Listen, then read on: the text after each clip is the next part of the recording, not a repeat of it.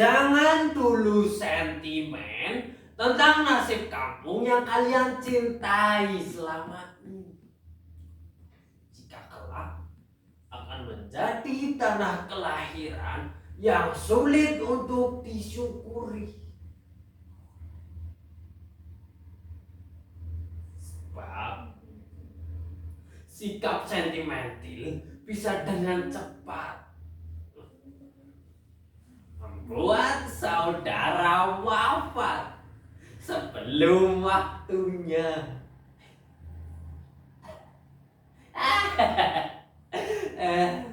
Wafat kok sebelum waktunya.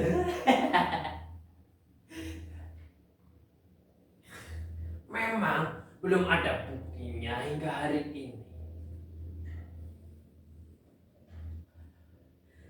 Tetapi dapat dirasakan jika hal tersebut akan segera terjadi. Pokoknya kalian harus percaya.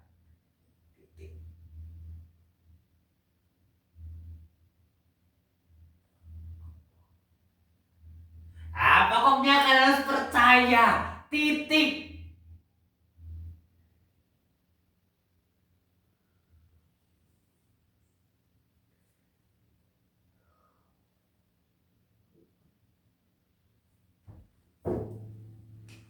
Mungkin pagi tadi saudara lupa membaca koran yang banyak dibaca para politikus. Di halaman pertama tertulis beberapa kampung yang kepemilikan tanahnya berada di tangan orang-orang pribumi kini telah dimiliki seorang pengusaha sekaligus penguasa katanya.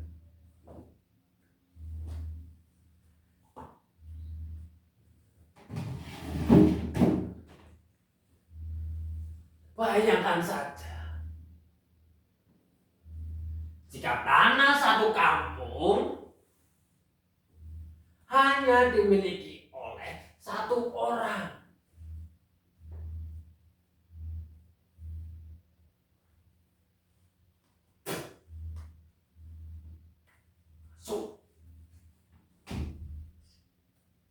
Jika kelak dia akan membangun apapun, orang-orang kampung mutlak tidak punya hak untuk mengatur. Selain diam saja, sabar, menyaksikan pembangunan yang terus bertahap. Dan jika anak-anak kecil lantas merengek karena tidak bisa lagi bermain bola, tentu cara paling sopan sebagai orang tua membiarkan saja sampai mereka benar-benar merasa lelah.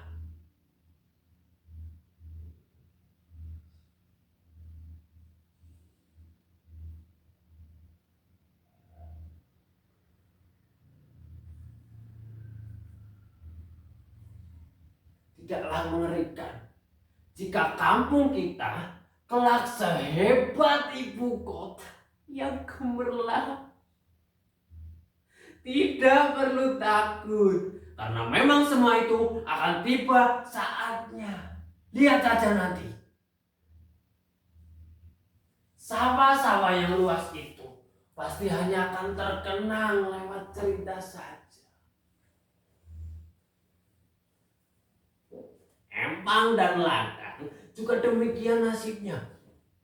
Lalu kampung adat satu persatu hilang tempat di daerahnya masing-masing. Lalu nasib ibu kota itu barang tentu akan menambah gemerlapnya, biar tidak didahului kemajuan kampung kita. Maksud saya, kampung kita yang sudah dijual ke pemodal tentunya telah berkongkol kekuasaan.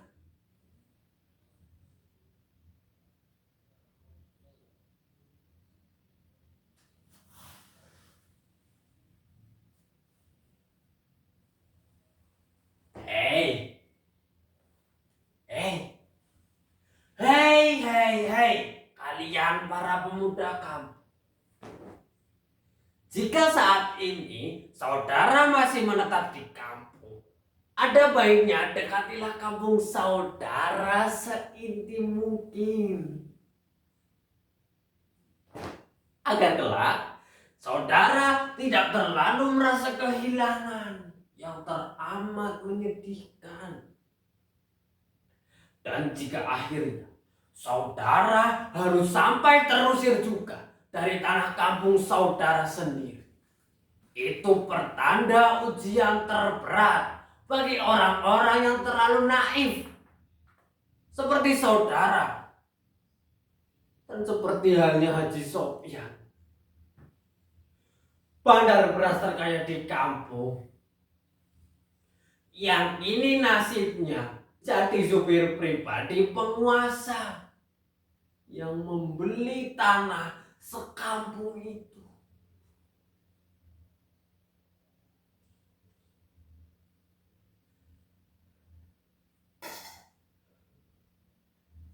Kampungnya Haji Sopyan hari ini sudah sulit lagi untuk dikenali asal mulanya.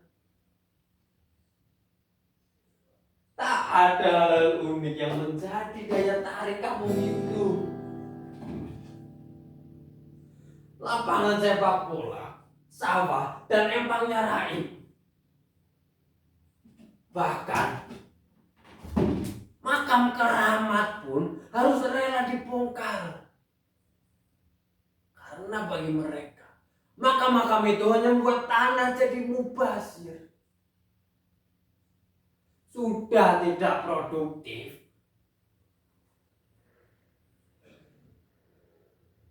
Dan tentunya mengganggu proses percepatan ekonomi negara. Jadi harus dibongkar, dibuang serohnya, dan dibangun jadi apapun. Yang penting, ekonomi eksekutif,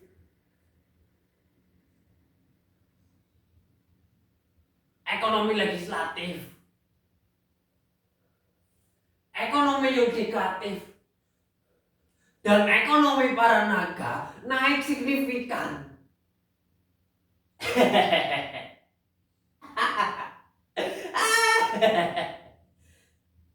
Lalu sisanya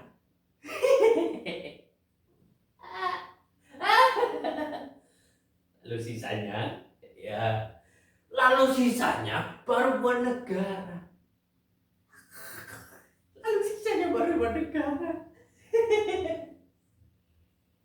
Negara cuma dapat sisa. Jangan-jangan ini sisa negara, atau jangan-jangan ini negara dari sisa-sisa negara.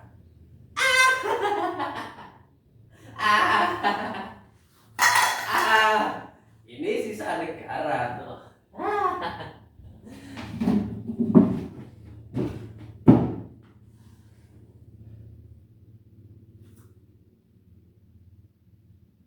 Pengusaha itu membeli kampung, kemudian membeli pula gunung.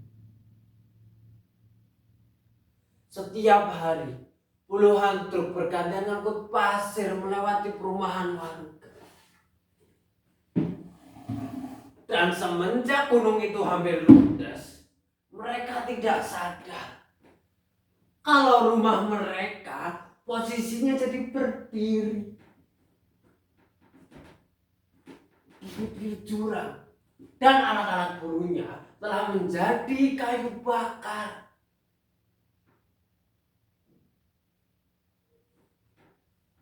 Dan sialnya lagi, seorang pemuda yang protes esok harinya tewas ngambang di sungai. Dalihnya terpeleset lalu terbawa arus. Tak pernah pula dilakukan visum. Walau beberapa bekas hantaman memenuhi tubuhnya, seorang wartawan yang idealis harus dikubur bersama dengan sepeda motornya.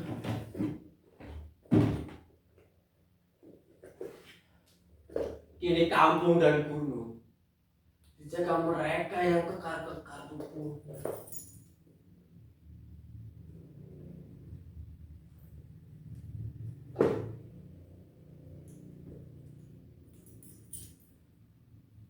Hei, hei para makhluk politik yang budiman.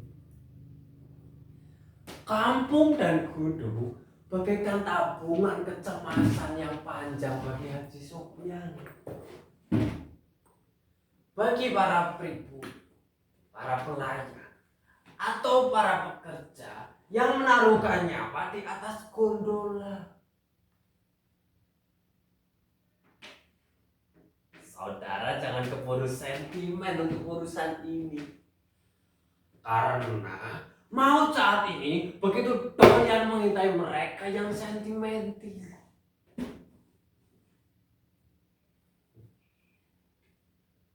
Jika kampung dan gunung telah rapi, saudara tentu sudah tahu bagaimana jalan terusnya, toh. Ya, mereka akan mengeruk isi tubuh kalian.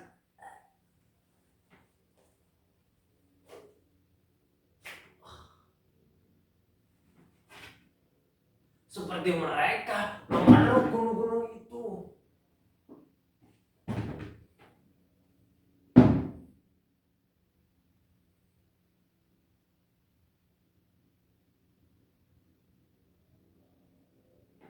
Saudara-saudara, media cetak dan elektronik sudah tidak mungkin lagi mewartakan kekacauan ini semua. Saya cuma mau titip pesan, saudara sekalian harus waspada. Karena nasib kalian tinggal tunggu nomor antrian menyusul takdir pemuda dan wartawan tadi. Saya sendiri baru berani mengabarkan ini semua kepada saudara setelah para anjing dan pengusaha itu tidak mungkin lagi dapat melihat tubuh saya.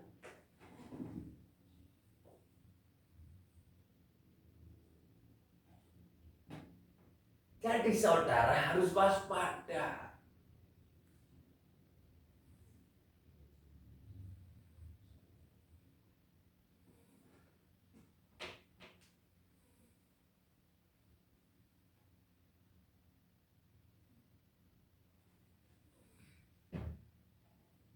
Hei,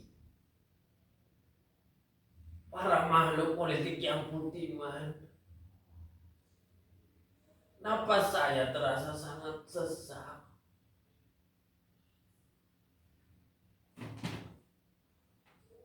Dan pundak saya terasa ada yang memukul dengan balok.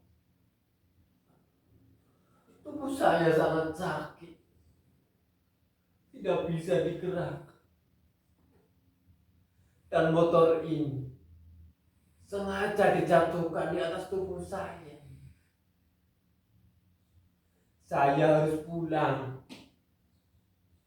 Saya harus pulang. Saya harus pulang. Saya harus pulang pada Indonesia yang merdeka.